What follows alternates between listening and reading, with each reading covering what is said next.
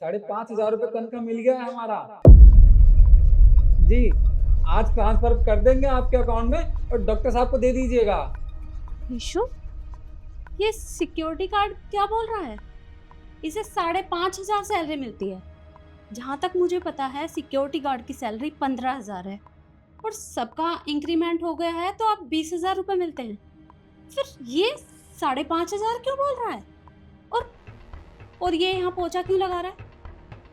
Ma'am, ये जो भी कर रहा है सिर्फ शिखा मैम की वजह से कर रहा है। और मैंने उन्हें कहा था कि आप सिक्योरिटी गार्ड से ये सब काम क्यों करवा रही हैं, तो उन्होंने मुझे धमकी दी। मुझे कहा कि अगर तुम मेरे बीच में आई या मुझसे कुछ भी बोलने की कोशिश की तो मैं तुम्हें नौकरी से निकाल दूंगी। इसलिए मैम मैंने उन्हें कुछ भी नहीं कहा, लेकिन ये जो कुछ भी हो रहा है ना सिर्फ उन्हीं की वजह से हो रहा है। हाँ हाँ, पता है माँ, आपका इलाज होना भी बहुत ज़रूरी है। पर आज शाम तक पैसा आपके पास पहुँच जाएगा, फिर डॉक्टर साहब को निकाल के दे दीजिएगा पैसा। जी। अच्छा, अभी मैं किसी भी मीटिंग के लिए नहीं जा रही हूँ। तुम अभी जाओ, जब मैं बुलाऊंगी तब आ जाना। Okay ma'am. जी माँ, आप चिंता मत कीजिए, पैसा भेज देंगे हम। हाँ, आपका इलाज भी हो जाएगा, ठीक है। पर आप हमारी चिंता मत कीजिए, शहर में बहुत आरामदायक काम है, बहुत मन लगा के काम करते हैं हम, तो ज़्यादा कष्ट भी नहीं होता काम करते हुए। सुनो, नमस्ते भीम साहब। नमस्ते। क्या कर रहे थे ये? भीम साहब, वो अपनी माँ से बात कर रहे थे। माँ गांव में है ना, तो उनके इलाज के लिए पैसे भेजने थे, बस इसी बारे में बात कर रहे थे। हमें माफ़ कर दीजिएगा। हमें पता है आपको गुस्सा आ रहा होगा कि हम ड्यूटी के टाइम पे फ़ोन पे बात कर रहे हैं। माफ कर दो तुम्हें पता तो है ना कि काम के वक्त कोई भी फोन पर बात नहीं करता। फिर तुमने कैसे की? और ये पैसे कैसे हैं तुम्हारे हाथ में? जी, हमारी सैलरी क्या है, 5,500 रुपये है। भीम साहब गलती हो गई, माफ़ कर दीजिए। जब मैं तुम्हें अंदर ऑफिस में बुलाऊं ना तो अंदर आ जाना। भीम साहब, ये क्या हो गया?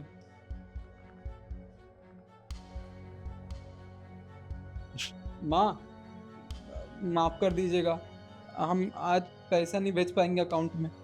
वो बड़ी मालकिन है ना, उन्होंने बात करते हुए देख लिया था फ़ोन पे, पैसे ले लिए हमारे। हमें लगता है कि हमें नौकरी से भी निकाल देंगी। आप चिंता मत कीजिए, हाँ हम पैसा भेज देंगे आपको, चाहे कहीं से भी लाना पड़े। जी माँ, ठीक है, फ़ोन रखते हैं भाई। यस मैम, आपने मुझे बुलाया? हाँ शिखा, मैंने तुम्हें बुलाया। एक बात बताओ कि तुमने सारे एम्प्लॉय की सैलरी ट्रांसफ़र कर दी? जी मैम, मैंने सारे एम्प्लॉयज़ की सैलरी ट्रांसफ़र कर दी थी टाइम से। ओके। कोई कैंडिडेट ऐसा तो नहीं है जिसके घर में कोई परेशानी चल रही हो या फिर कोई परेशान हो? नहीं मैम, ऐसा कुछ भी नहीं है। बाकी अगर ऐसा होता भी तो वो मुझे बता देते हैं। ऐसा कुछ भी नहीं है बट। पर मेरी नज़र में कैंडिडेट ऐसा है जो परेशान है और हमें उसकी मदद करनी चाहिए। वो कौन है मैम? एक मिनट, मैं उसे बुलाती हूँ। गोपाल, गोपाल जरा अंदर आना। बट मैम मुझे नहीं लगता उसकी फैमिली में कोई प्रॉब्लम है, होता मुझे बताता वो। भीम साहब, हमें माफ़ कर दीजिए, हमसे गलती हो गई। वो पैसे दे दीजिए हमें, हमें अपनी माँ का इलाज करवाना है और हमें नौकरी से मत निकालिए। अरे गोपाल, मैं तुम्हें नौकरी से नहीं निकालने वाली। जितना पूछ रही हूँ सिर्फ उतना जवाब दो। मैंने तुम्हें बात करते हुए सुना था, तुम अपनी माँ से बात कर रहे थे। तुम्हारी माँ शायद बीमार है, क्या हुआ उन्हें? मालकिन, वो हमारी माँ को अस्थमा की बीमारी है, उनका गांव में इलाज चल रहा है। डॉक्टर ने उनके ऑपरेशन के लिए कहा है। अब उनकी दवाई भी लानी थी, जो कि हम ये पैसे गांव में भेजते तो माँ दवाई लेके आती अपने लिए, पर ये पैसे आपने ले लिए। माँ 6 महीने से बहुत बीमार है, अगर उनका इलाज नहीं करवाया तो माँ हमें छोड़ के चली जाएंगी। हम आपसे गुजारिश करते हैं, वो पैसे दे दीजिए। अच्छा, तुम मुझे एक बात बताओ, कितनी सैलरी है तुम्हारी? अब मैम आप इसे क्यों सैलरी के लिए पूछ रहे हैं? मुझे पता है सैलरी मैं देती हूँ, आप मुझसे पूछिए ना। शिखा, मैं गोपाल से बात कर रही हूँ, तो तुम मेरी बात को बीच में क्यों काट रही हो? क्योंकि मैम मतलब उससे पूछने की जरूरत ही नहीं है, ये सब काम तो मैं संभालती हूँ, मैं मैनेजर, आप मुझसे सवाल कर सकते हैं, उससे क्यों पूछो, उसे भेजिए। और मैं यहाँ की ऑनर हूँ और तुम मेरी बात काट रही हो। चुपचाप खड़ी रहो क्योंकि मैं उससे बात कर रही हूँ। गोपाल, कितनी सैलरी है तुम्हारी? 5,500 रुपया महीना है मालकिन। पागल पागल है क्या? मैम ये झूठ बोल रहे हैं, ऐसा कुछ भी नहीं है। 5.5 नहीं है, 15,000 रुपये तो सैलरी थी और उसके बाद इंक्रीमेंट भी तो हुआ, 20,000 रुपये सैलरी है। झूठ बोल रही है आपसे। अरे मैडम, झूठ आप बोल रही हैं। मैडम, 6 महीना पहले यहाँ पे काम पे लगे थे तो मैडम ने कहा था कि 5,500 रुपया महीना सैलरी मिलेगा, और अब 15-20 हजार रुपये बता रही हैं। अरे भगवान से डरिए, झूठ मत बोलिए आप। देखिए मैम, मुझे नहीं पता ये झूठ क्यों बोला आदमी, लेकिन मैं आपसे सच बोल रही हूँ मैम, मैं मैनेजर हूँ, मैं क्यों झूठ बोलूंगी। और देखिए मैं अच्छे से जानती हूँ ये ड्रामा क्यों करते हैं, ताकि इनकी सैलरी बढ़ा सके आप। आपको नहीं पता इसके ड्रामे, लेकिन मैं अच्छे से जानती हूँ, क्योंकि मैं मैनेज करती हूँ ना लोगों को। ये झूठ बोल रहा है ये आपसे।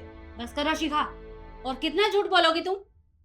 मैंने उसकी सैलरी छीन ली थी और ये रखी मेरे पास, और मैंने गिने हैं, ये पूरे 5,500 हैं। और अगर तुम्हें लगता है कि ये झूठ बोल रहा है तो ठीक है, तुम मुझे सबूत दिखा दो कि तुमने इसे 20,000 दिए हैं। मैम, मैंने कैश दिया था इसको, तो सबूत क्या होगा मेरे पास। मैंने बैंक से पैसे निकाले और मैंने कैश में दे दिए।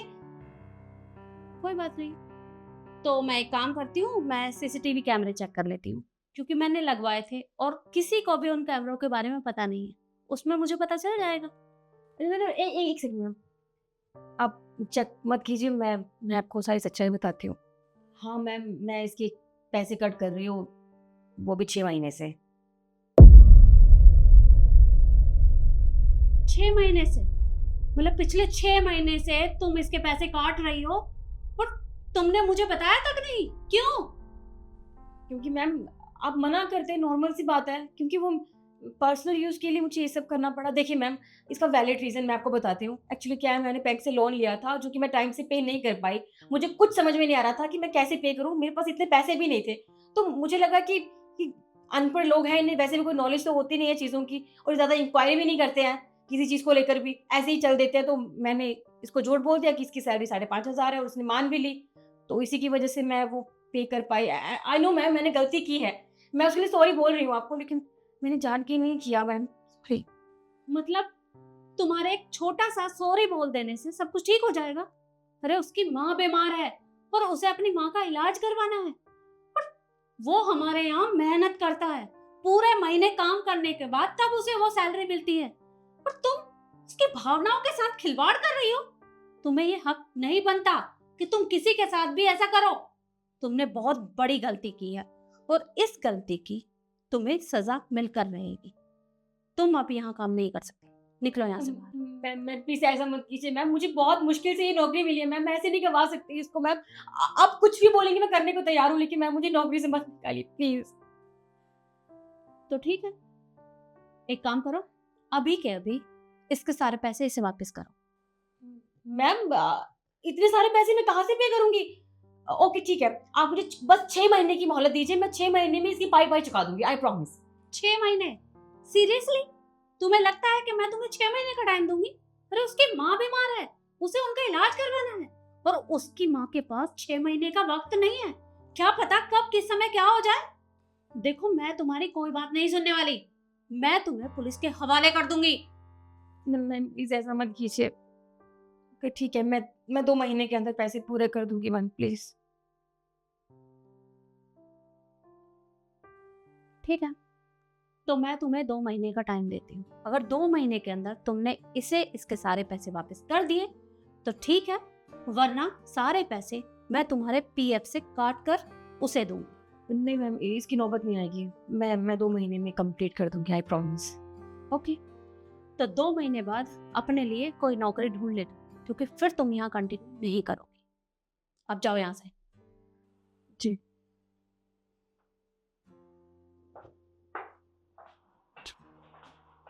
और गोपाल, तुम चिंता मत करो, तुम्हारी माँ को कुछ नहीं होगा। 1 मिनट।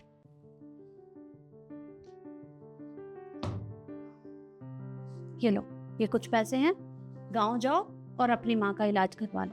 पर मालकिन, ये तो बहुत सारे पैसे हैं, इतने पैसे आपको वापस करूंगा तो बहुत टाइम लग जाएगा। तुम्हें वापस करने की जरूरत नहीं है, क्योंकि तुम्हारी ऑलरेडी हमारे पास बहुत सारी सैलरी पेंडिंग पड़ी है, और हमें वो भी तो वापस करनी है ना। तुम बस चिंता मत करो, अपनी माँ का इलाज करवाओ, बाकी मैं देख लूंगी, और किसी भी मदद की जरूरत हो तो मुझे बता देना। जी मैम साहब, वैसे आपने हमारी मदद करके बहुत बड़ा एहसान किया है। अगर ये पैसे आप नहीं देती तो पता नहीं हमारी माँ का क्या होता। अब गांव जाके अपनी माँ का इलाज करवा पाएंगे हम। अरे इसमें एहसान वाली कोई बात है ही नहीं। और देखो, शिखा ने तुम्हारे साथ जो भी किया उसके लिए मैं तुमसे माफी मांगती हूँ, अगर मुझे पहले ये सब पता होता तो मैं ऐसा होने नहीं देती। प्लीज मुझे माफ कर देना। कोई बात नहीं मालकिन, आप माफ़ी मत मांगिए हमसे। अब तुम जाओ और अपनी माँ का इलाज करवाओ। जी मैम साहब। और आप लोग मुझे बताइए कि मैंने गोपाल की मदद करके सही किया या गलत। एक प्यारा सा कमेंट जरूर करिएगा। धन्यवाद।